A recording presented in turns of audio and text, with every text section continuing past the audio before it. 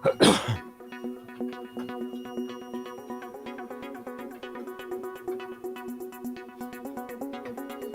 and welcome to Ham Nation, episode 594 for March 12th, 2025.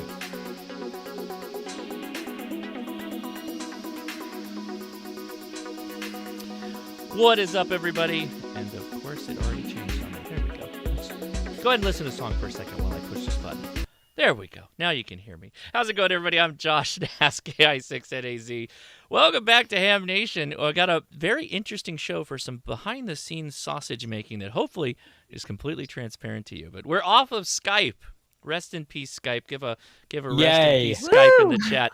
I know that I've got a couple of people that I'm going to bring on right now. They're quite excited about this. So let's say hi to them right now. You tell me how they sound in their video quality in the chat. How's it going, everybody? Hi. Well. All right. So, Gordo, how are you doing? We're fine. You and I almost gave me a heart attack, Don. I thought I lost your audio. Boy, you jerk. It's my job. All right. Sorry, Gordo. Go ahead. All right. Well, you and I are going to get a little bit of rain. Susie's on the other computer, so we're ready to roll. All right. And Don, now that he's unmuted himself, how are you doing, buddy? I'm doing great. We're in that spot down here in the south where it's 40s in the morning and close to 80 in the afternoon. So in the morning, the heater is cranked all the way on in the car, and then in the afternoon, the AC is back on. So we're kind of in that little springtime area, and but it's beautiful down here. It really is. We don't have a solar update from Dr. Scove tonight. She's been feeling a little bit under the weather, but I let her know that I was going to do my best solar update tonight. So I'm going to give that to you now while we're talking about it. I went outside and I looked up and it was really bright. Really bright. And I told her that. And she said, "That's what I do. You're stealing all my stuff." I said, "Well, so she taught me everything that I know. Really Not bright. Everything she knows, but everything I know." So there's your solar update for the night. It appears to be gone now, but we'll have the news of the week from Amateur Radio Newsline here in just a little bit, Josh. All right, so I had a bit of an echo, so we're checking things out here. I thought it was all good, but we should be good now. We should be good. Amanda, I got earbuds on, so it's not on my end. All right, Amanda. People will tell me in the chat. Don't worry, I'll work it in the background. Amanda, how are you doing? I'm fantastic, and I just have to make a rebuttal to Don. At least there was something bright in the room when you looked up.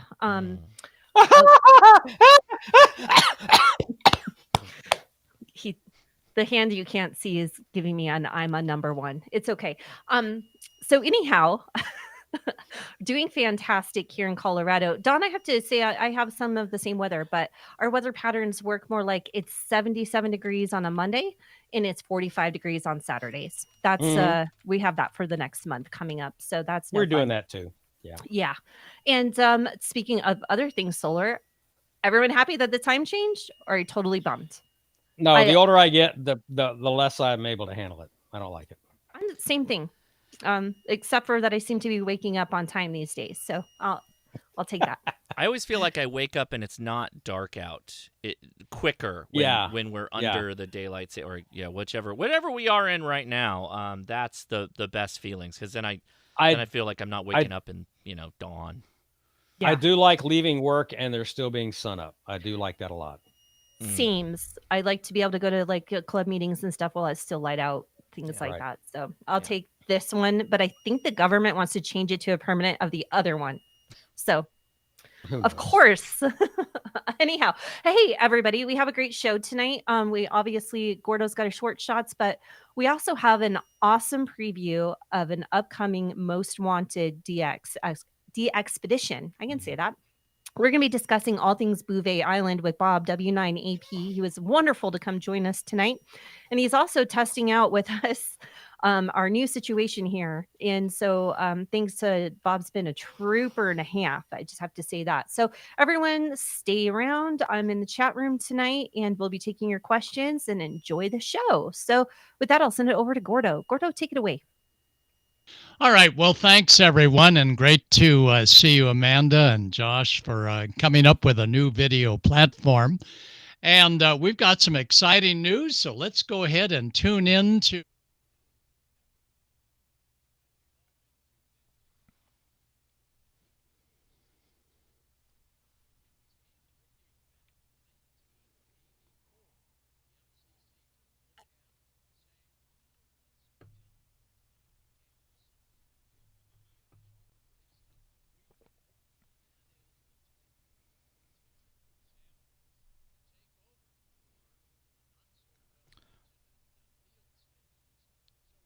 Gordo, 1 second. Hold on, Gordo, 1 second. Hold on, I got a another issue here. Hold on 1 second.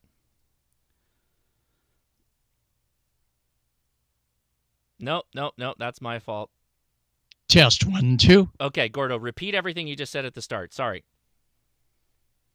All right. Well, the U.S. government that Amanda was just speaking about back in 1984 created the Volunteer Examination Coordination System using volunteers rather than paid government employees at the FCC. And in 1984, they also took a look at other radio services saying, we're going to streamline some of these services and let more of the volunteers help out as our budget is dwindling and dwindling. Does that sound familiar? So we'll go to the next shot, and we take a look at those of you that have your extra license. Well, the extra class, everybody thought, well, that's the highest we can go. There's nothing further I can study. Better get my butt on the gear and play ham radio. And that's what we're doing well today. But you know, if you have the extra class license in 2013, there's a capability for you to go into commercial licensing. That's right, the commercial operator's permit. Now there's an old one. That's my old blue one, the old first class and second class. They were required if you worked on any two-way radios, police, fire, ambulance, not ham. Ham was excluded from that. You could talk on ham. You could take it apart. You didn't need a commercial license for that. But in 2013, the commercial licensing had a big undertaking. And that was to come up with something where certain people would have more qualifications to work on life-saving radios like marine radio and aviation radio. And that was called the Marine Radio Operators Permit General Radio Operators License, GROL. And that was a commercial license that would be managed by the FCC, but they turned over a lot of the testing for that to, again, ham radio volunteers that had the extra class license. So if you're an extra, listen up. There's some good things happening to the Marine Radio Operators Permit and GROL. First of all, if you are into boating or aircraft, those radios still require that by the U.S. Coast Guard for marine radios and FAA still require that if you work on those radios on the inside, that you've got to have the commercial GROL license. And that's because these radios for boats are part of the global marine distress safety system, and they have to meet strict federal requirements for being able to digitally signal in an emergency. And that digital signal is picked up by any one of these hundreds of monitoring stations. And what the FCC did back in the early 20s was to modernize their monitoring. So now they monitor out of Virginia and local stations, but they don't have everybody on mountaintops like they used to guarding the distress channels for either marine or aviation. They're all done automatically. Well, on the marine radio side, if you are near a river that is governed by local authorities or next to the ocean, there's great need for ham radio operators with the Marine Radio Operators Permit, which is required if you captain a small vessel carrying more than 6 passengers. And it's also required if you plan to work on the radios for the GROL license. Wow, that sounds pretty exciting. What are the capabilities? Can I make money? Yeah, you can make good money by doing every 5-year commercial small passenger vessel inspections. And these inspections require us to look at their radio and their battery supply. And you probably have most of the equipment necessary to conduct a federal inspection aboard small party vessels that have more than 6 passengers for hire that go out to about 80 to 100 miles at sea. And this requires good equipment. You've got to have a good bird watt meter or something equivalent to it. And we're looking for power output on channel 16, 156.8, just up the band from our 2-meter band. and we document everything. And if it's a large vessel like this, we also have to look at their handheld radios and document that they're on frequency and they're putting out at least 3 to 5 watts of power.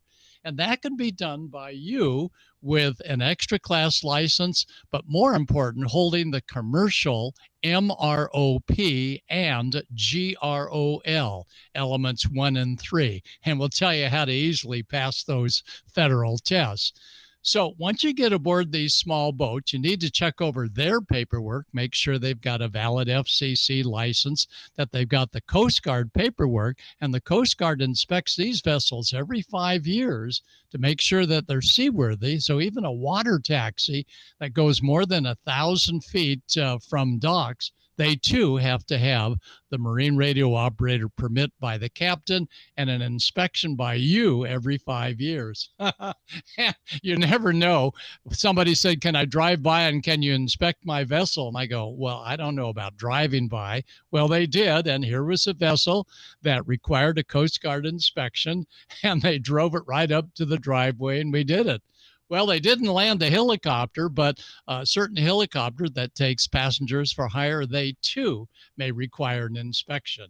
And we always look for the emergency position indicating radio beacon. That's the EPIRB. And EPIRBs are critical for being able to signal when you're far offshore. And they too need to be inspected every 5 years. So these are 25-watt VHF radios. They have 55 channels. They read out by channel number. Amateur radios are not permitted to be modified to work on the VHF marine radio band. That requires much stricter regulations. And we use all sorts of different pieces of equipment to test out. And one of them is looking at voltage standing wave ratio, VSWR, make sure that that antenna is standing tall. And we also conduct tests on these marine radios by making sure that in an emergency, if they had to press the distress button, it's going to send out the digital call. And that digital call, even with a waterproof handheld, is one that can reach to the U.S. Coast Guard shore stations up to about 20 miles away for the little handheld and about 60 miles away on a VHF 25-watt radio down at water level. And there it is, a check to make sure that the Maritime Mobile Service identity number and these inexpensive marine VHF radios indeed is sent out over the airwaves. Now, some of the equipment you may have to improvise on and make notes to show that it meets the specs. This was the MFJ, a deviation meter, and that was real easy to move up from 146 to 156, and it works quite well. A regular deviation meter is several $1,000s, so anything that we can do to keep the cost down.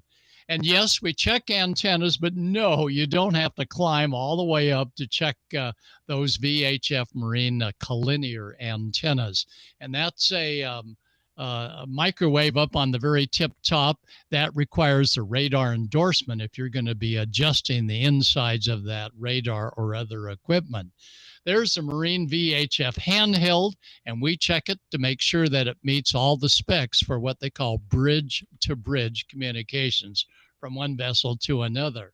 And those of you with extra class license, thinking about getting your commercial license, if you're into high frequency, by golly, you're going to be checking those vessels that go more than about 80 miles to 100 miles offshore, because if they don't have satellite, they've got to have an HF radio for those carrying more than 6 passengers for hire.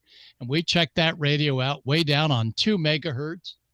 8122 is a good frequency that we always check on, because that requires the antenna tuner to come online and do its thing to resonate that antenna. So HF is indeed in the process.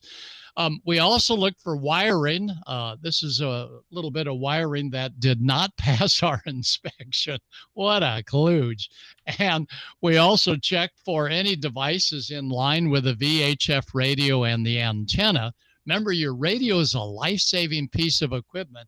And this device was a splitter for running an AM/FM stereo. And if you take a close look at that, you'll see some of the connections are just plain broken. And that's why we showed 25 watts coming out of the Marine VHF, but only about a quarter watt actually getting to the antenna. With high VSWR, we started snooping around, and guess what we found in line? And same thing with battery connections. In fact, rules, and they're under Part 80 of the rules, require us to look at the battery, check the capacity, and make sure we don't see bad battery connections like we see here. And those commercial vessels carrying passengers for hire also have to require a small little, about a 12 amp lithium iron phosphate or a dry cell, wet cell battery to back up their VHF in case of an emergency and they need to call her for help. Well, what does it take to pass the commercial general radio operator commercial license? Well, it's a test very similar to your extra class test. In fact, if you look at the question on the left and the question on the right, it's a little hard to see here, but if you look carefully, it's the same exact question. So if you've got my extra class book, you're going to be in good shape for about half of the technical questions for element 3 for the commercial radio operator's license. And that's a very popular book written by a good guy into boating. And my book is sold through Amazon and the ham radio dealers. And it takes probably about a month, if you've recently passed your extra, to restudy many of those extra class questions and then get ready to take the exam. And in the book, I point out phone numbers to call to line up a volunteer examiner. So if you're looking for a little something to do, and you think, gosh, I could probably pass the commercial examination, when you begin to look at the book, you're going to say, hey, I've seen that question before. That's an extra class question. And they are. The FCC, with the question pool committee, agreed that many of the extra class questions are good ones for the commercial radio operator's license. All of this is found in the FCC Part 80. And if you want to see what it takes for being an inspector aboard a small passenger vessel, take a look at 80.851 of the rules and regulations on the internet. And you'll see that it's about a 10-page examination of radios and wiring and so on. It's about a 2 to 3 hour job at your local marina or local lake, and you issue them a permit that is a federal license saying it's met the rules and regs. The Coast Guard, if they're the ones that inspect the vessel every 5 years, want to see that permit and your signature. So there's good income that can be made if you're along the seashore or a large river that requires vessels to be inspected by the Coast Guard or other federal authorities. And very shortly, I bet we're going to be doing more and more work for the FCC if they begin to close down some of the men and women that are staffing those FCC offices. So stand by, volunteers, we could be in the need. So Amanda, any questions for you regarding this? I certainly do have some questions. The first question is, how long is the license good for, and what does it take to renew it? Good point. 15 years ago, the FCC said, once they pass the commercial GROL exam and marine radio operators permit, we now make it a lifetime license. So those that had it for a 5-year period, there's still time possibly to convince your local FCC to go ahead and convert that over to a lifetime license. So now they're all lifetime licenses for commercial.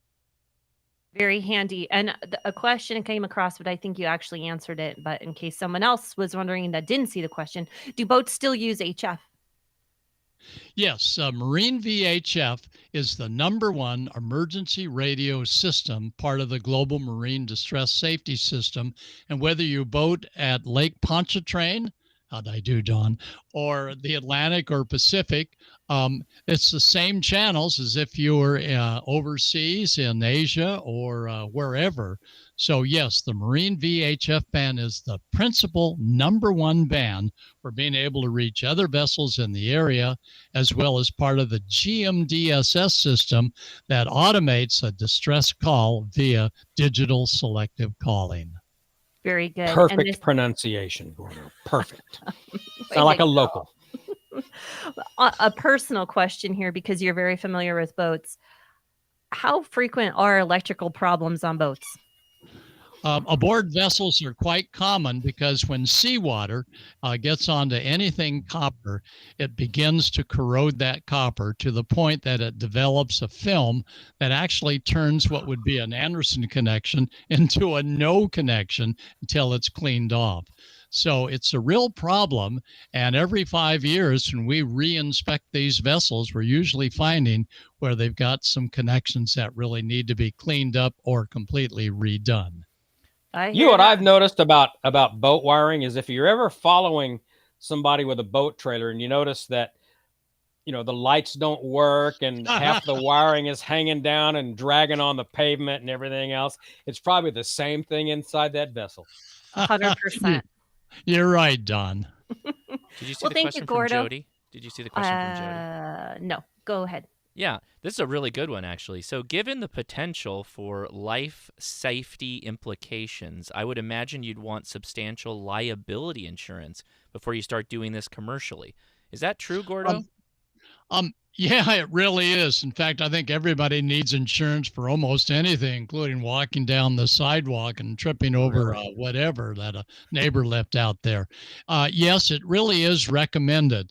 But if you stick with well-executed paperwork and paperwork that is on the FCC site under small passenger vessel inspection checklist, if you're right on that, the FCC hopefully has your back in case it ever comes back. But it is really critical that you really adhere to every single question that they're asking for you to say yes, no, or fail or pass. So very good point. And insurance for almost anything these days is always recommended. And I'm just going to say on a side note, a lot of people with GROLs are working for commercial radio. So they're insured by the company that they're working for as well. Anything else, Gordo? Nope, that's it. And for those that are not near a water or something, you may find that flight service stations at your local airport are looking for someone with a commercial license to sign off on some of the new equipment that's going aboard small planes for identification. So that's also a good use of all your hard study for the commercial. And this is the only book in the country that I'm aware of that lists all of the questions and answers. And there's about 600 to study about the complexity of the extra class license, but half of those questions are extra class questions. We're getting a lot of questions actually right now. Yeah, we are. What's the cost to get the license, and then what's the cost for your book, Gordo? The book comes from Amazon or Ham Radio Outlet or from the W5YI group. And the cost of the book is, I think, $49. And the cost of the taking the test is about $40 plus a $35 in addition to that fee that the FCC charges just one time only for that lifetime license issuing. So it's probably less than $100 for studying for a new job that can really earn some nice money for ham equipment later on. Good segue. The next question is, how much can you make doing this? So I guess tell us what it would cost for a boat. What would this cost? Sure. Marine electronic technicians make $75 to $125 an hour, and it's usually a 3 to 4 hour inspection on going aboard a small passenger vessel and with your FCC list of questions to check off. So it's about 3 to 4 hours that you're aboard. And normally I don't make any, I don't do any soldering or anything like that, because then you become liable. But just for checking the radio, going by the FCC list, you're really letting the FCC have the say-so on whether or not that vessel is good to go to sea with 6 passengers and more out to 100 miles. Wow. Good stuff. More than I thought. That's awesome. I know. We could talk a whole lot more about just maritime laws and information, I think. Excuse me. So that's my story. And back to you, Amanda. Thank you, Gordo. Thanks for all the helpful information. And you sparked a lot of interest in the chat room. Let me tell you. Okay. Okay, we're going to break with Gordo.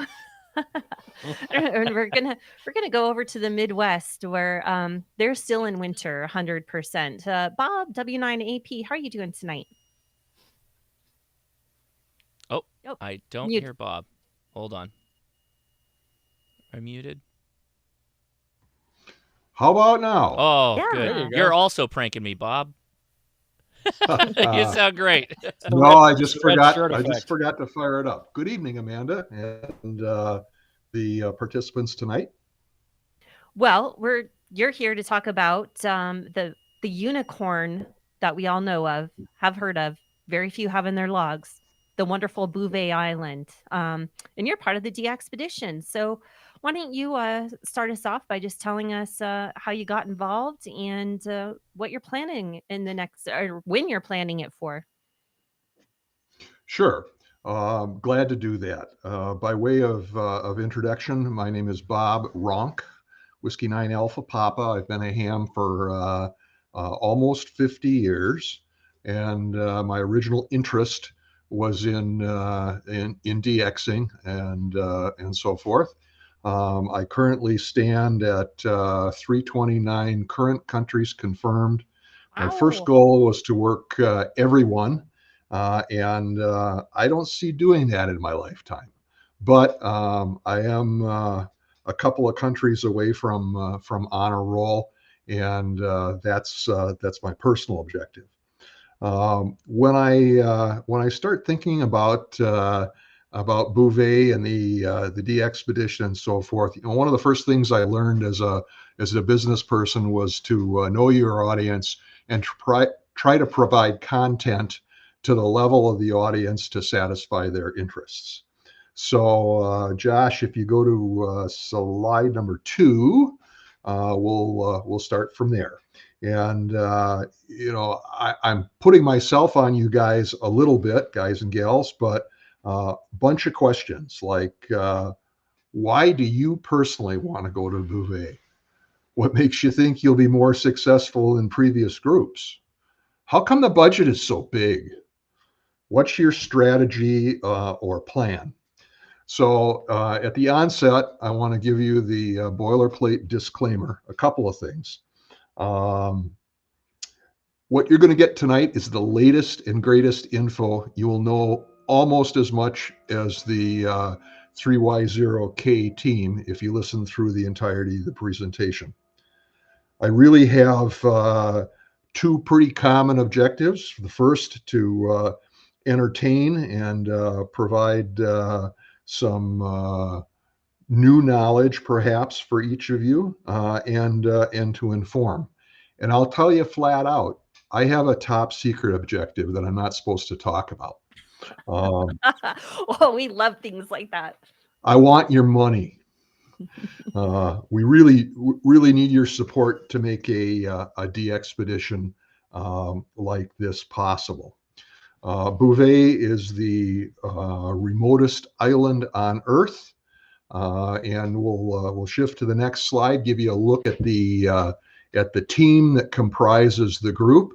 Currently, we have slots for 28 operators, and as you can tell by the 3Y0K bullets, there's still a couple of operating spots available. So if you're interested afterwards, contact me and I'll let you know what the vetting process is like.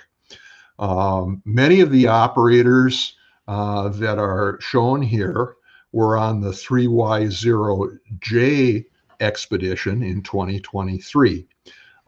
Essentially, This expedition is led by the same person and subgroup as that one, Ken Opskar, Lima Alpha 1 Gulf India Alpha. And you can put about any label to it that you want. You can call that expedition a failure. You can call it didn't quite meet expectations. And if I leave you with one thought tonight, it's that as DXpeditioners, particularly on this one, we're in control of just about nothing. And so as a result, what I tell you tonight is the latest and greatest truth. But please don't come up to me at Visalia in 2026 and say, hey, you said da, da, da, da, da, and it didn't go that way. Because this expedition is one that is really loaded with adapt, overcome, and improvise. So thinking about some of what I said, why do I personally want to go to Bouvet? I'm driven by doing new things.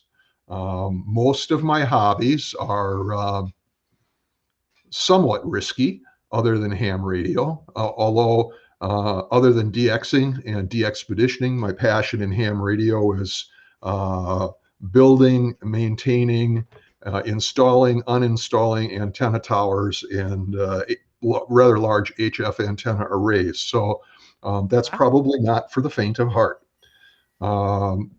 Throughout the presentation, I think you'll get a better understanding of why we think we will be more successful than previous groups. And you'll also get that background on the expenses and so forth. So you're being really transparent about your whole ordeal. Very nice. We're trying to, because this is really exciting. I mean, Bouvet is the number 10 most wanted country in the world.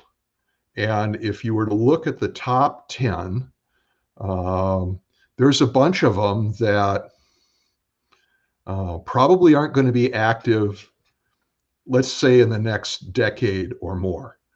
So if you weeded those out, the only one that I can think of that's approaches the danger is of this expedition is operating from a scaffold on Scaffold Reef, BS7, because you're literally just sitting less than a meter above the water. And getting here is tough, not for the faint of heart. Being there, other than radio, is not particularly stimulating for most people. So if you shift to the next slide, Josh, this is a journey that's not for the faint of heart. Our plan is for departure around February 1st from South Africa.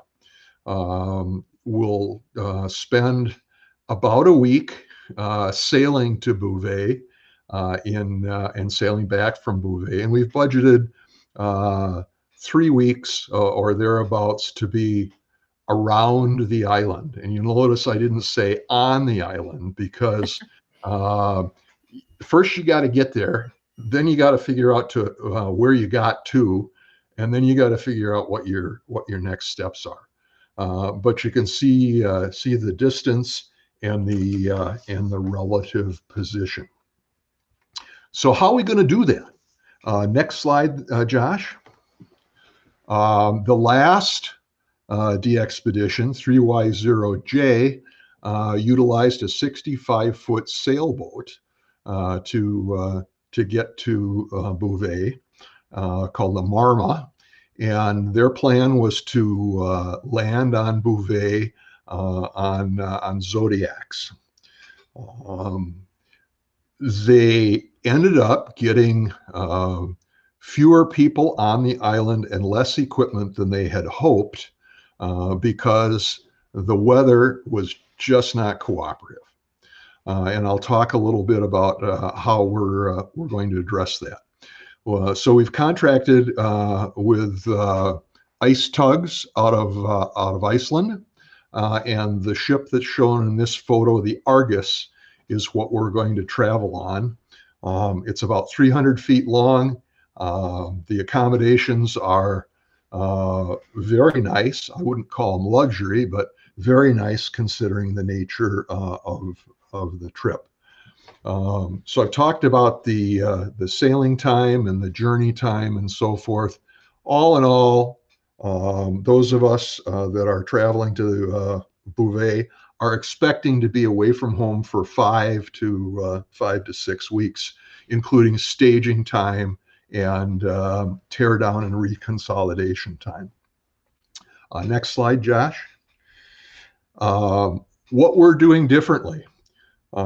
Past expeditions have planned on zodiacs. There's a reef that surrounds a good share of Bouvet, at least the parts that you can land on. And that's pretty difficult in tough seas to get over with a zodiac. To give you an idea, we're taking a 20-foot air sea container that will be loaded with equipment and supplies, so many tons, and that needs to get transported efficiently. What's different here is that we're using a turbocopter. We have a contract with Ultimate Air, and we'll have 2 pilots.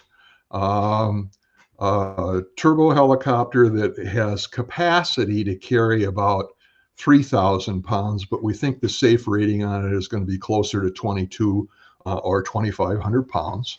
And most of what we carry, other than personnel, will be carried in the net and sling system that you sometimes see on some of the action shows on TV. The advantage of that, number one, is it's a heck of a lot safer. You're able to land people and equipment in much better condition. None of us like to get wet. The alternative, if you're taking a Zodiac in, is falling into water that's below 32 degrees Fahrenheit. Without a dry suit, you'd live minutes. So safety is definitely a concern. The last group had such a challenge getting on shore that they actually put a man out in a Zodiac. He landed on the island, secured a tagline from the island to a buoy outside the periphery, and the operators tried to tram their boats along that line. Many ended up capsizing and ended up swimming in and tugging the equipment along. So good reason to do it that way. We'll, as I said, we'll have two pilots, 1 helicopter, 1 engineer. The time difference, we can get about 7 or 8 loads of equipment over using a helicopter if the weather was clear and cooperative, over in probably 2.5 to 3 hours. To do that in Zodiacs, you're probably looking at more like 8 to 10 hours. So double to triple the time. And the reality is, although you'll see pictures of a beautiful island with bright blue skies and ocean around it, it doesn't look like that most of the time. Josh, can you go over to the link that I gave you for current Bouvet weather? Where is that link? It's in the doc. Oh, is that the Zoom Earth one? Yep. Yes. Okay. Let me copy that 1 second. Okay, I have it. Jeez. All right, here we go. Go ahead. Narrate this for me.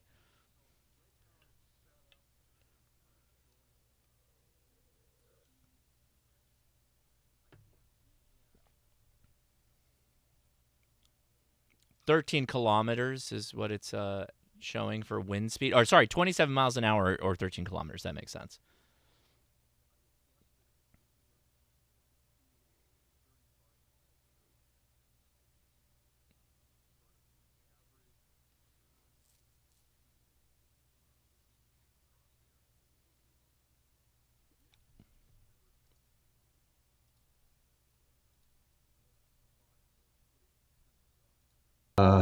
You know, 5 to 10 degree mile an hour winds, like field day, not going to happen. Right. If you punch temperature, you should be able to see the current temperature, which is. We got it. No, he's good. Yeah, I got it.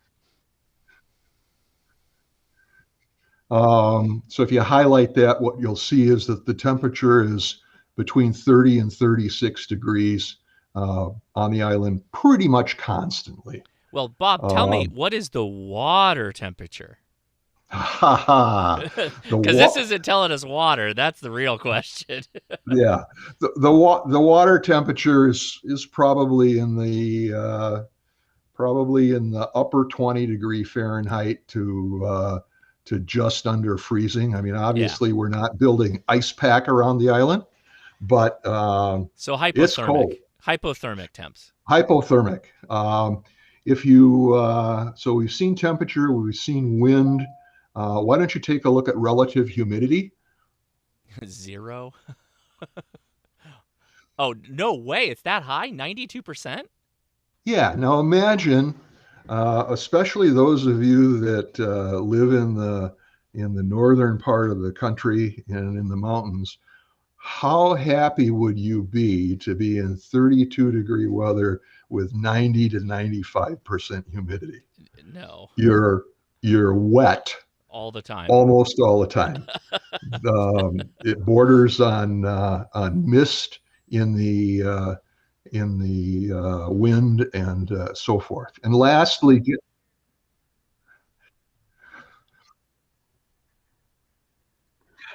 you don't. You don't. You don't. I mean, there are two considerations about equipment that are extremely, extremely important. The first is you want it to keep you warm without your body getting wet. It's impossible. So layers, and layers. Synthetic fabrics are not your friend.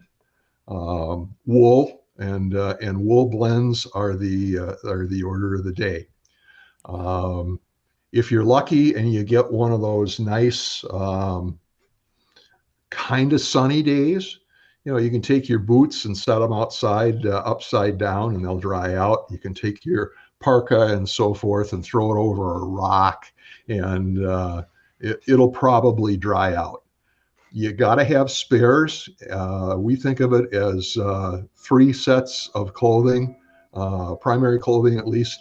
The one you're wearing, the one that you just wore that you're drying out, and the dry one that's going to replace the one that you're wearing. Jeez. Why don't you punch precipitation, if you would, please? And it's going to tell you that it's cloudy. Cloudy all the time. It's cloudy all the time. So that's what we're facing, and that's how the helicopters fit in. Let's go ahead and flip ahead to the next slide, please, Josh. Give you a couple minutes to catch up. No, I'm good. Go. Okay, so the slide says we have 3 separate contracts. Essentially, we have 5 contractual agreements. These are all signed, executed, and ready to go. We have a contract for the vessel with ice tugs. We have a contract for the helicopter with Ultimate Aviation. We've also engaged Arctic Yachts. It's an expedition support company, and they've assisted in kind of a consultant advisory role, assisting us with negotiating contracts that, frankly, none of us have done before for a full ship for a month plus. And they also are going to be providing some logistics support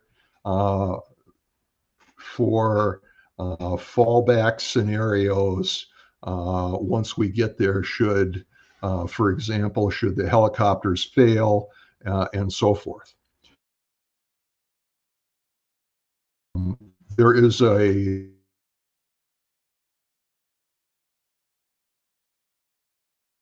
We lost him. He'll probably try to join back in. Okay. Everything else, chat room, let us know. Everything else streaming good for y'all?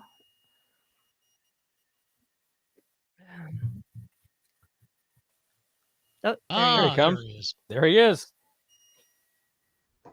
Boy, this is a nice new system. There's a it's great. It's good to have a red shirt today, isn't it, Don? There's a financial agreement with a private group that I would describe as curious travelers, well-heeled and prepared, that want to go to really unusual places, difficult to reach throughout the world. And so we're not talking about how many cruises can you go on, and do you want to go scuba diving and so forth. We're talking about going places that are unusual and quite frankly expensive to get to.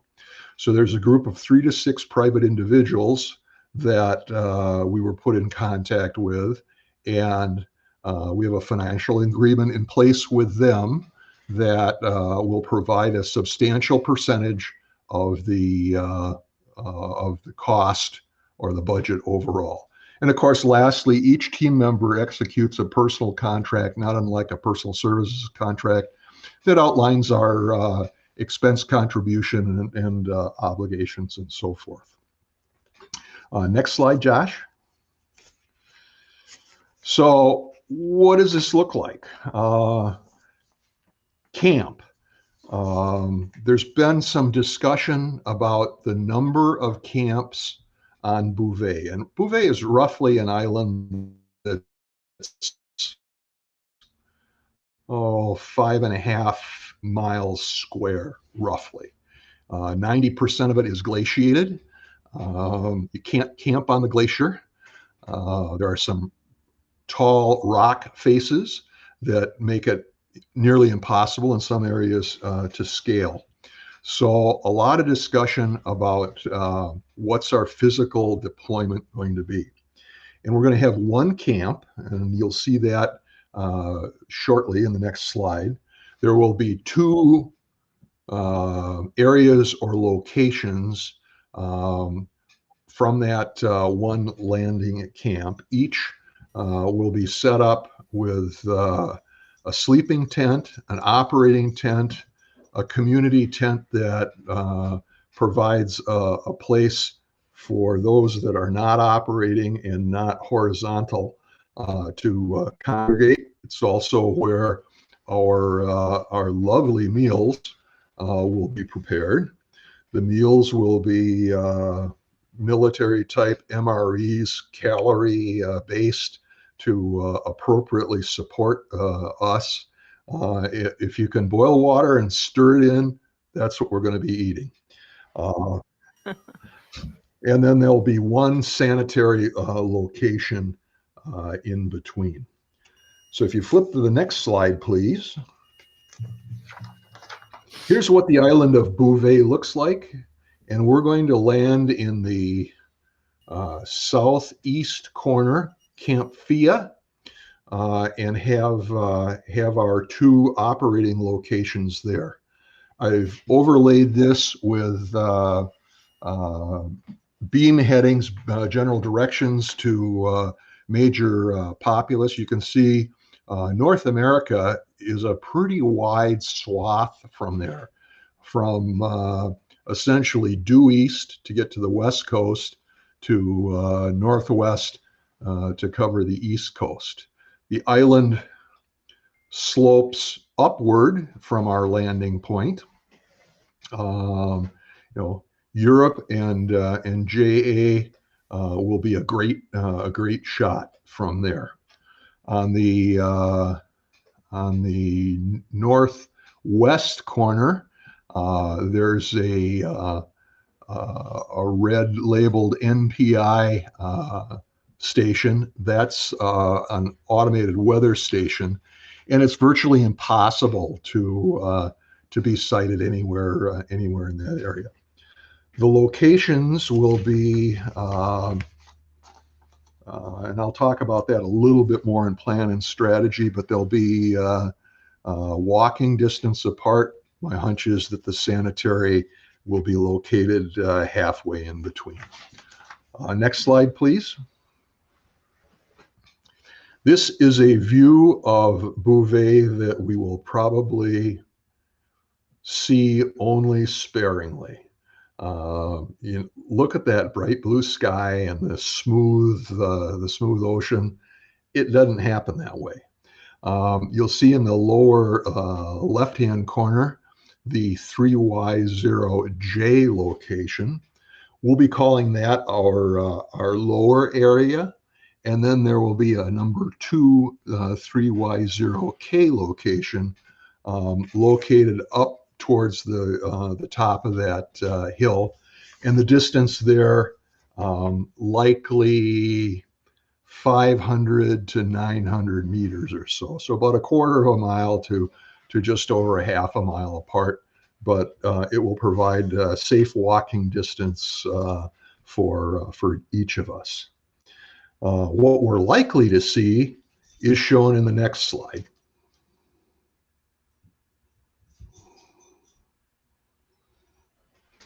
This is that area a year ago, and you don't see the bright blue skies.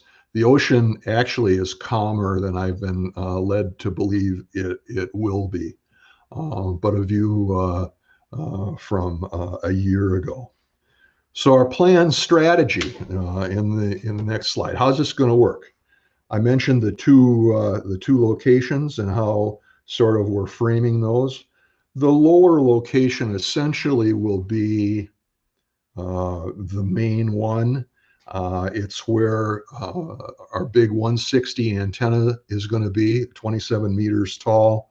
We're going to have a couple of four squares set up for 40 and 80 meters and some monobanders. Satellite will happen from there, and there'll be a real focus on low band, high power operation. The upper area will be higher in elevation, and as I said, about half a mile away or so from the main location.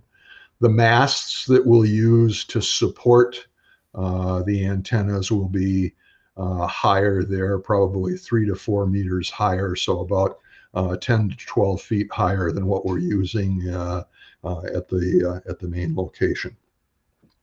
It'll have a North America focus because of the slightly higher elevation, and we're going to try to shoot northwest essentially across the island. We'll have 2 to 3 signals, or at least the capability of 2 to 3 signals simultaneously per band, certainly one from each location, and sometimes different modes on the same band. Power levels will be a minimum of 500 watts, and we'll have 2 QRO stations that will be, legal limit type stations in each location. The equipment is detailed in the next slide, and looks like we're going to take a dozen Icom 7610 radios, power amplifiers from RF Kit and Acom, Krasi K1LZ, one of the team members, is in charge of all the equipment and essentially probably all the antennas too. We'll have 5 3,000 watt generators at each individual operating location, and depending on how they're configured, they can be strapped together to put out twice the output for our QRO stations, and or used either in that configuration or singly to support multiple 500 watt stations. An Icom 9700 for QO100 and a Heberling satellite system, and Yagi antennas 20 to 10, and low band verticals 160 to 30. Next slide, please. So emergency preparedness. I am not going to bore you with reading the finer details there. If you can see those, great. The things that I want to highlight, though, location and terrain. This is not the camping trip that you take the family on. There likely isn't a flat spot anywhere. The area that we will be camping will be primarily gravel, from a little smaller than your fist to rocks as big as your torso. The antennas, the masts for the antennas, will be supported by guy wires, and we will drill into those larger rocks and use essentially mountain climbing type fasteners to be able to fasten our guy wire. Weather conditions are going to be variable. They'll determine when we can get on the island. The very first step when we get around Bouvet will be to anchor the Argus, get the helicopter up, and do an island survey to confirm what we think we know. What you think you know. Yeah, because if you looked at year-over-year photos and so forth, it's not a static island. The glacier is active and moving. There'll be plenty of safety coordination. One of the requirements is what you bring on the island, you take home. So we'll have many 30-liter drums to handle wastewater, sanitary, garbage, etc., because we have to leave it in the same pristine condition that we found it in, inclusive of removing those fasteners that I talked about, drilling into the rocks. So we can't even leave it set up for the next guy. We leave boulders with holes. Makes sense. The budget, that's a big number, 1.67, almost $1.7 million. And there's a reason. I mean, in the past, there's been a lot of grousing back and forth between various groups, North American, international, and so forth, about who's going to go, who's going to get there first, who can spend the least amount of money, and so forth. And this is not a place that you want to cut corners, because bad things will happen and you won't fulfill your goals. You can see the preponderance of the expense is about $1.5 million in logistics, helicopters, and boat equipment, and transport is the next largest piece of the puzzle. Certainly, we're putting a contingency in there, because at the rate things are going up in cost, we can't guarantee, for example, what fuel prices will be in South Africa in February of next year. And we want to make sure that we have things covered. And you may have heard about a similar expedition to Peter 1. Yes, that's in planning. Most of the operators from Bouvet have also signed on to Peter 1. Peter 1 is significantly further south, significantly colder, and will have a larger budget. But the fact that the same planning group is planning both of those allows us to budget some synergies for equipment that doesn't have to be repurchased, and so forth. So that's That's what the $1.7 million looks like. Our supporters, financially and beyond, and are in the next couple of slides. Hats off to the Northern California DX Foundation. A year ago, they provided $100,000 of seed money that got the group going, in addition to the operator contributions and some down payment from the private group. They also have a $100,000 matching grant that was just announced earlier this year, and that is worth $200,000 if we can get individuals and clubs to contribute a total of $100,000. NCDF DXF will match it. Wow. So very, very generous. The private group, as I said, a significant percentage of the total budget, could not go without them. We have, I don't want to say minimal interaction, but once we get on the island, they're there to do their thing. We're there to do our thing. We'll have meals together. They will have separate tents and so forth, but obviously we'll share facilities. We've got some corporate sponsors, and of course we're looking to the ham community to make up the budget. Great equipment sponsors: Icom for radios, Acom and RF power for amplifiers, and DX Engineering for kind of general supplies. And we're hopeful, obviously, that more will come on. We also have corporate sponsors. The Daily DX and DX World are critical for us, contributing both cash and allowing us a way to communicate quickly with the DX community. Spider Beam is providing the carbon fiber support poles, a Nass that we'll be using. EA1CS DX info falls in the same line as DX World and the Daily DX. And Bart's shop is doing clothing and apparel, that sort of thing, that will be available for sale. The overall logistics plan, looking at it today, that kind of looks like scrambled eggs.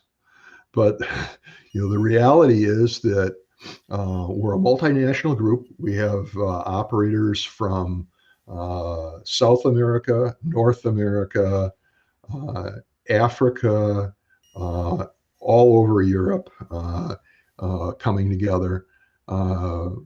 Ken, LA1G AI, is headquartered out of Oslo, so that's sort of our central point. But some of the equipment is going to be assembled and then shipped over to Oslo.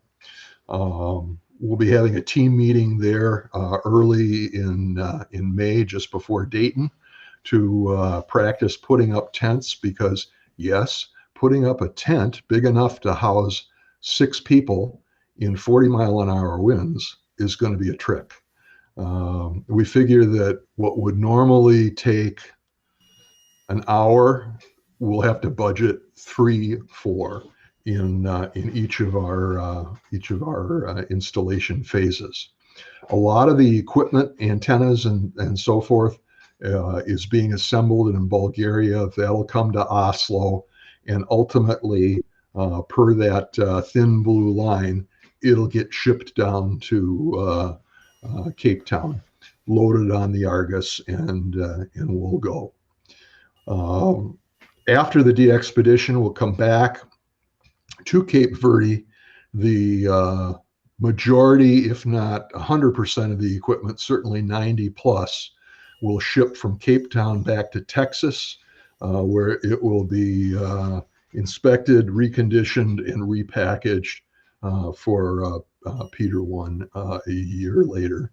And then Peter 1, because it's further west, our point of departure is yet to be decided, but will likely be from South America, Falkland Islands, and so forth. Similar time frame, similar size number of operators, and a budget that's about $100,000 more than what we're looking at in Bouvet. So to wrap up, happily we'll take some Q&A.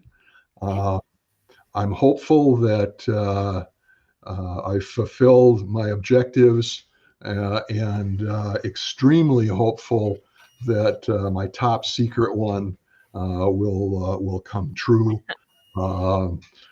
We have a website, 3 Yankee 0kilowatt.com, that'll provide you a little bit more information than what's available here. Some of it is as new as what I've shared. Some of it's a little dated. But most importantly, there are 2 hot buttons, one that will take you to PayPal and one that will take you to a secure credit card exchange that you can touch and make your contributions. Josh, I put that in the chat. I got it. Okay. Let's go over some questions while Josh is going to bring up your website. The first one that I noticed was, is there any kind of medical person on your team at all that can help with emergency? There is not a physician that's a member of the group yet. There are some paramedical people that are part of the group, but the hard cold reality is we're going to the end of the earth. And when I described this to my kids aged 23 to 45, one of the first questions that were asked was, so Dad, what happens if you get in an accident, you get sick and so forth? I said, well, one of 2 things. Either I die or I have a really crummy vacation. They'll Wow. evac me off of the island. I can spend lots of time on the boat, but that boat's not turning around until it's time to leave. It probably is not, unless it's a dire need, or you can see if you can get some other kind of evac out of there. Next question. This is my question, Amanda question.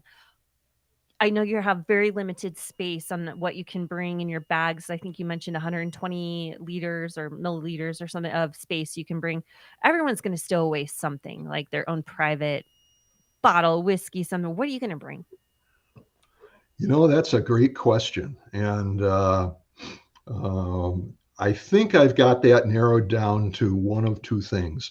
I have some ham memorabilia from an Elmer that really got me going in the hobby that I would just like to take and say, my way of saying thanks to those people, some of which are silent keys, other which are still operators.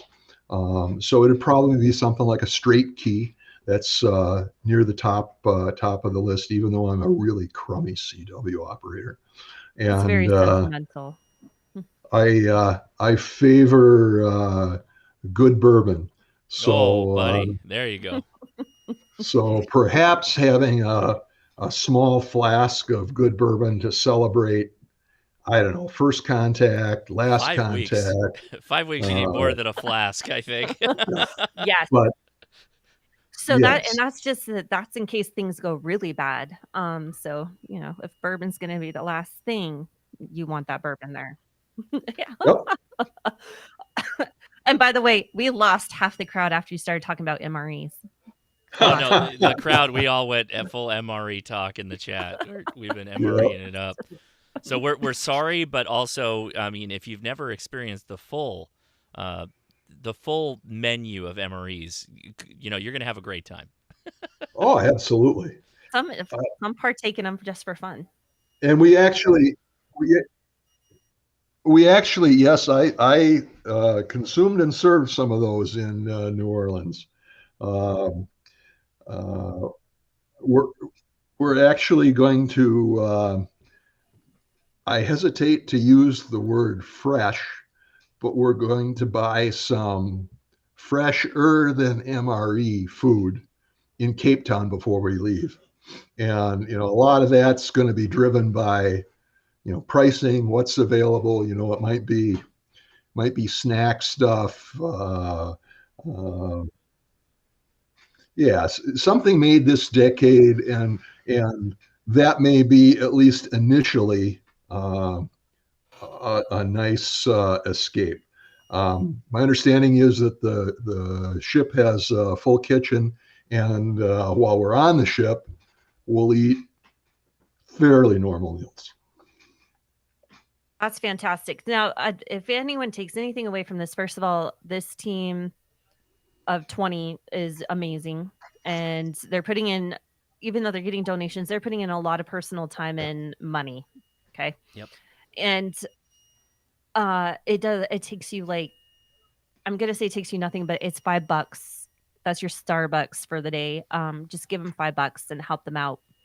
And this will get you, it doesn't get you guaranteed contact, but it will get them there for you to help make that contact. Just imagine, and I'm going to take a moment. So just imagine you have a QSL card for this event, right? Like, that's something that is a super awesome memory. Even if you just have it in your log, it's huge. To me, this is one of the things that spurred me to increase the antennas I have and the radios that I use is to get the first Bouvet, the first Bouvet edition or expedition that I remember, is to get that in my log in that QSL card. So it's a huge undertaking. We could go a long time. I have questions, but we're already way over time as it is. But I absolutely love this talk. It was fantastic. Thank you so much for giving it. Closer to, first of all, and they're going to be talking a lot about this in Visalia, everybody. This is going to, yeah. We might not pay attention to it, but go ahead. We're not part of the program, but there will probably be between 4 and 12 of the team there attending. And if you're going, for gosh sakes, approach us. We'd love to talk about it, and we'll answer anything that we can answer. And everybody that's supporting you will be there. That's for sure. So. Yep. Yeah. And to put it in Josh's frame there, with a budget of 1.7 million, and the team has not yet set, hard objectives like, so how many QSOs are we going to do? But, pick a number. If we do 100,000, which seems to be sort of the ante to get into the game, that's $17 a QSO. Yeah. Twice that drops it all the way down to $850. It's an expensive DXpedition, but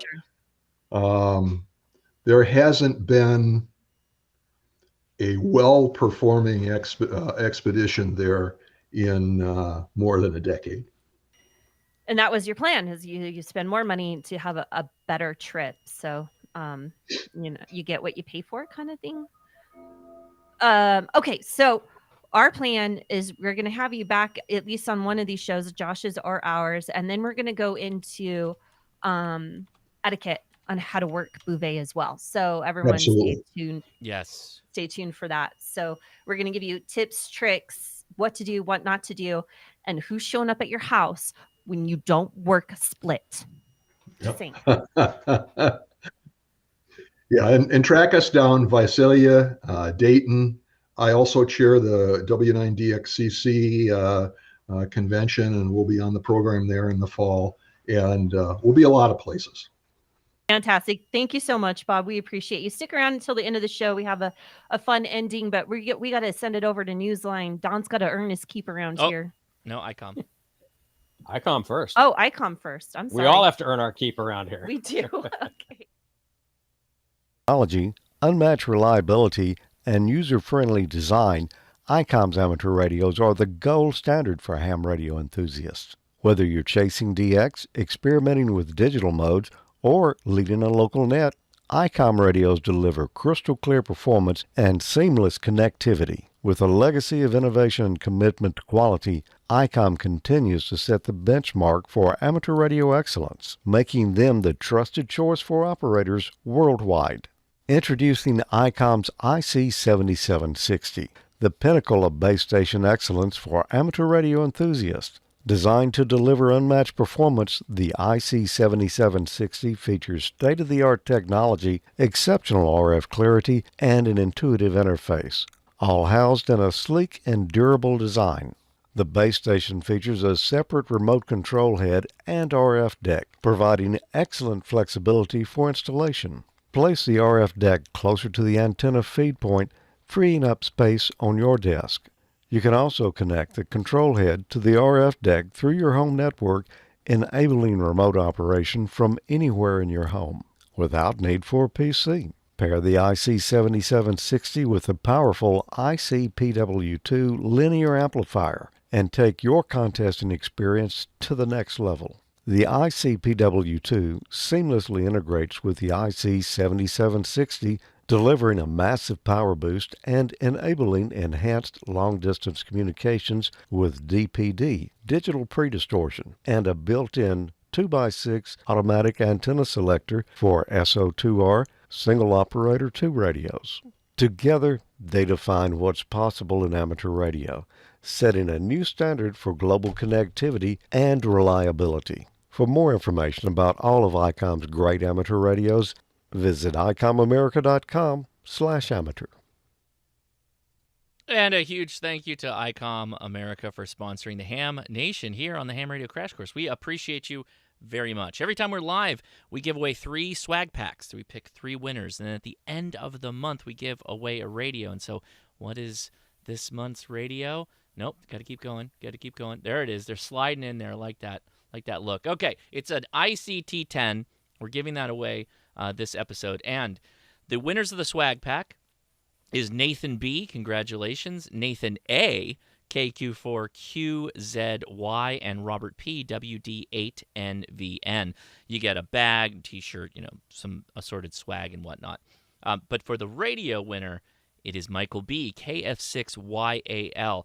And if you go back to the website, make sure you click on that link, enter now. The link is in the video description. Provide information like your call sign, your name, and an email. By the way, you don't have to have a call sign to win. That's not a problem. But your name goes in the drawing at the end of every month to win a radio, and that lasts for the entire year. So thank you again, Icom. We very much appreciate it. And I'm off to Dawn. How you doing? All right. Hey, Bob, I just wanted to mention, you mentioned that one of the things you may be bringing with you down to Bouvet is perhaps a wee dram of the whiskey. I have one I can recommend to you. There's a little distillery down here in New Orleans that would be perfect. It is 7-3 Distillery.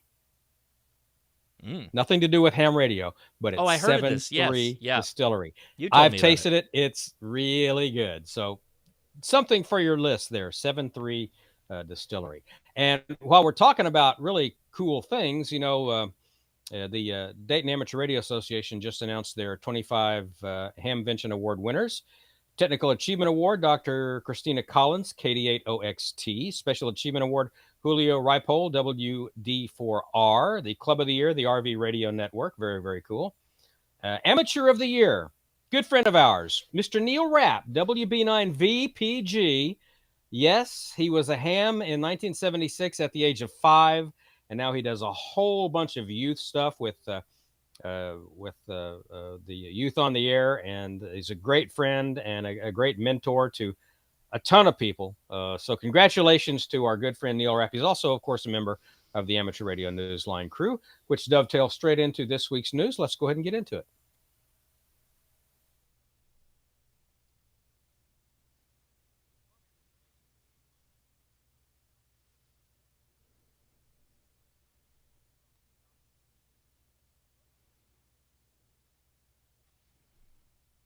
TF Amateur Radio Newsline Young Ham of the Year Award is now open. Since 1986, we've been honoring the best of the best young people in amateur radio for their efforts in expanding the state-of-the-art of the amateur radio service and using ham radio to make the world a better place. The nominations close on May 31st, and the presentation will take place Saturday, August 16th at the Huntsville Hamfest in Huntsville, Alabama. You can find out more information and the nominating form on our website, arnewsline.org, under the Awards tab. And speaking of youth and amateur radio, the Young Ladies Radio League is offering scholarships again to promising young women who have their ham license, and the deadline to apply is a little more than a month away. The international list of YLs honoring the memory of Ethel Smith, K4LMB, Martha Wessel, K0EPE, and Mary Lou Brown, NM7N, is a long and impressive roster. Scholarships from the Young Ladies Radio League are named in memory of each of these three women. The YLRL is accepting applications for this year's scholarships. The deadline is April 30th. The Ethel Smith and Mary Lou Brown scholarships award $2,500 each. The Martha Wessel scholarship awards $1,500. Winners will be announced in July. An application form and details on how to qualify are available on the website. You'll find a link in the text version of this week's newscast at arnewsline.org. This is Jack Parker, W8ISH. If you use solar panels in your portable operation or are thinking about it, this development in solar power technology on a much larger scale may be of interest to you. Harnessing the sun's power doesn't come easily or affordably, but researchers at the University of Tokyo believe they're working on a future for solar panels that will be cheaper and more efficient. They announced recently that they have combined titanium dioxide with selenium, a production process that could bring down the heavy cost of extracting titanium from its ore so it can be used in a variety of energy-related products, including solar panels. The scientists' method relies on introducing an element known as yttrium into the process of purifying the titanium. So far, they have been impressed with the resulting performance. According to recent reports in Business Today and on MSN.com, the only drawback is that the element leaves traces of itself behind in the final result, enough of a contaminant that it could compromise its durability and its resistance to corrosion. The next challenge, minimize what is left behind, so that a new type of solar cell will be available in the future with a higher level of energy, efficiency, and affordability. This is Jim Meechan, ZL2BHF. What amateur radio operating strategy combines a little bit of being mobile, a little bit of fixed, and if you so choose, a little bit of maritime? It's spelled RADAR. It's an acronym for Rapid Deployment Amateur Radio. And get ready, Radar Rally Day is just weeks away.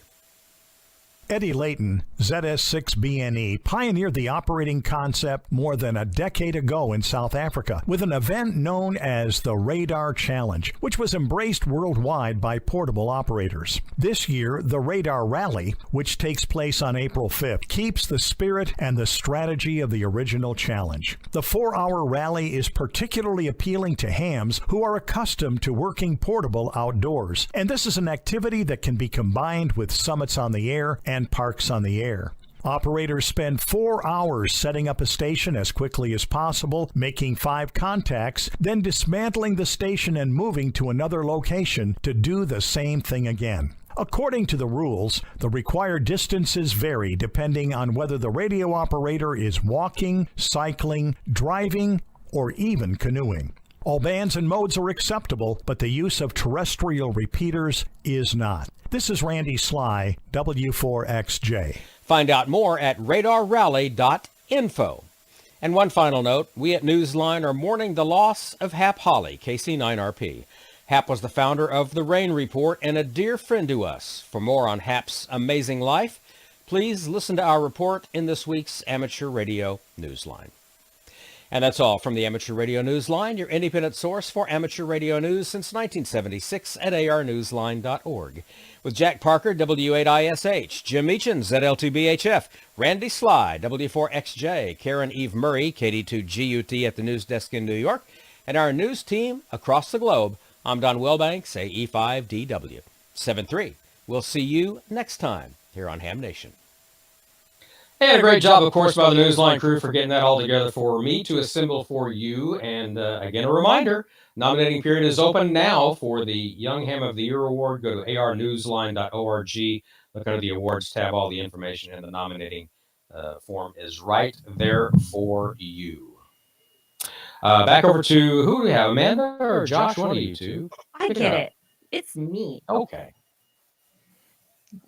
I know. It's like, you know, the nominations open up March 1st, and then, you know, 3 months later they're closed, and then a couple of months after that it's time for Huntsville again. So I know. Yeah, I know. The world is spinning too fast, I'm telling you, fellas. Yes, it is. Yes, Oh it my. is. Okay. Oh my gosh, so many things. I've picked up so many faster things that I can do with this show, but then there are things that like I used to do that I can't do anymore. Like muting my mic, I really shouldn't do that because I keep not getting the beat in there. I was saying that, oh my gosh, it's crazy that we have this coming up so fast, but then we have an echo now because of the desktop audio. I have to fix that, so I got that on my list. But well, as long as you make notes, it's cool. You know, I've got them. All right. I think for a first night using this new system that replaces Skype, I think we've done fairly well. The video quality is through the roof. Everybody says the audio is crisper. Everybody sounds much better than they like were on Skype. No surprise. I love it. So we're loving it. I do like that. Okay, we're gonna go through a real quick ham it or can it. Yeah, and I will say that we have improved the screen sharing capability tremendously. So we're just fantastic. We're just ready. I'm enjoying it. I think. Are you? Thank you for all the good comments there, chat room. Appreciate there it is, right in there. Oh, spot. Jump wow. right in. Yep. Oh my God, I can see it right. Me too. This is amazing. I'm so excited. Oh my God. Okay. Hold on. Give me a second here. Okay. All right. This was just this guy is obviously from the UK and he wanted to know what kind of antenna this is. I don't know. Anyone else know, or can we just chalk it up to it's British? Gordo's here, so a UFO. Totally does.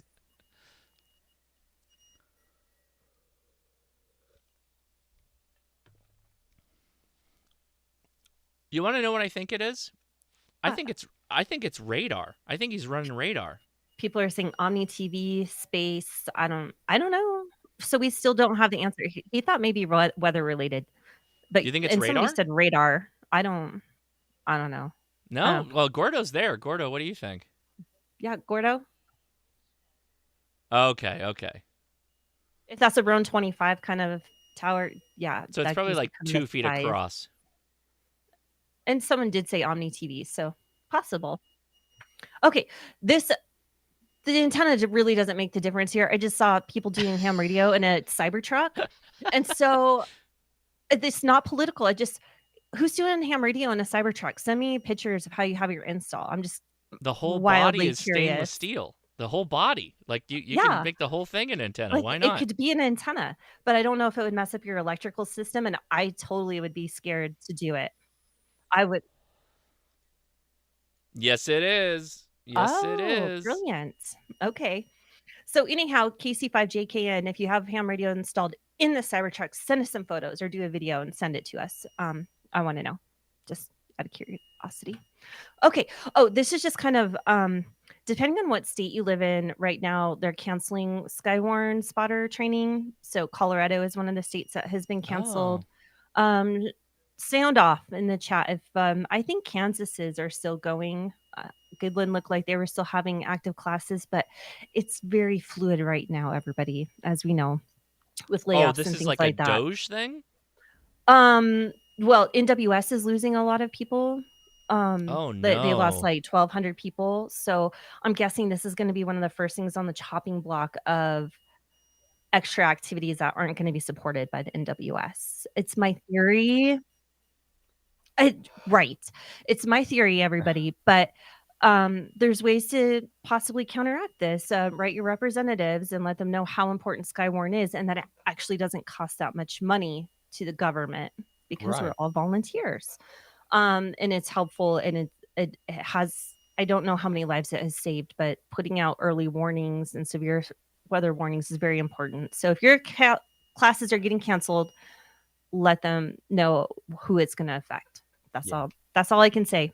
I don't have any hard facts on everything that's getting canceled, but I know it is here in Colorado, unfortunately. Okay, moving on. Oh, let me I can't zoom this in. Biggin. There we go.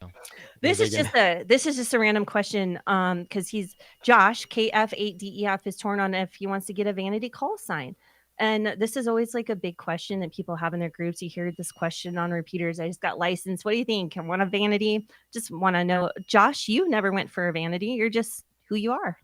Yeah, but I got kind of popular with my call sign. But if I wasn't as popular with my call sign, I probably would have gone vanity extra 1x2, 2x1 for sure. Yeah. Yeah. Right. I went with the vanity just because I upgraded the extra and I wanted that alpha call sign, and I lucked out. I found Alpha Echo, which is my dad's first and middle initial, and then number 5, and then Delta Whiskey, which is my first and last initial. Oh yeah. So I found that worked for me. And then my son Tyler, the day his license was granted was the day we applied for his vanity, because we found N7, which is some video game that he plays. Josh, you probably know what video game N7 is from. I don't. Yeah, it's But- it's the space guy. Oh my god. Yeah, right. Halo? So anyway, No, N- no. but he's a tech, so he found Shepard's N. the captain. Yeah, whatever it is. He Somebody will found tell me in the N7 Tango Mike Whiskey. So TMW is his Mass Effect. is his full set of initials. So he's happy as he can be, Shepard. even though he doesn't really operate. But we I went to am- a ham fest not long ago, and somebody gave him a mobile 10-meter radio. So I'm gonna get him out on 10-meter POTA as soon as I can get my. Oh, stuff that's set up. awesome. My take on it is I love vanity call signs because it represents who you are as a person. Right. It's something Yep. that you fully, and the FCC like punished me by giving me KD0 HIV, and I hate them for that, and I had to change it immediately. So, and I'm Yeah, people yeah, used you to- did. Yeah, you did. People used to make fun of the phonetics of my original call. It was Kilo Charlie 5, Mike Foxtrot Alpha. I'm just going to leave that there for you to figure out what the MFA. So anyhow, stands for. I say pay the money, get a vanity, and enjoy your call sign. Yeah, It makes exactly. you enjoy Enjoy radio yourself. just that little Yeah. bit more. Exactly. Talking about car installs. Oh my God. This person Wow. like gutted out their whole. Where's your heat controls, bro? Where's your girlfriend sit? She don't, because he ain't got one. I hope Wow. this is like his junker car that he's just taking out for POTUS. It doesn't and look it's like a always- junker anything. No, and it ain't no Crown Vic No, like I it looks- drive. Doesn't So, it look you know, really clean? It is this really seems like clean. very you nice. expect very like clean. McDonald's bags over here or something, and there's Hey, nothing. that's It's a, like- look at the look at the steering wheel. That looks like the little That's as far as trackball it is. from a Tesla. Doesn't No, it? It that- doesn't look like it.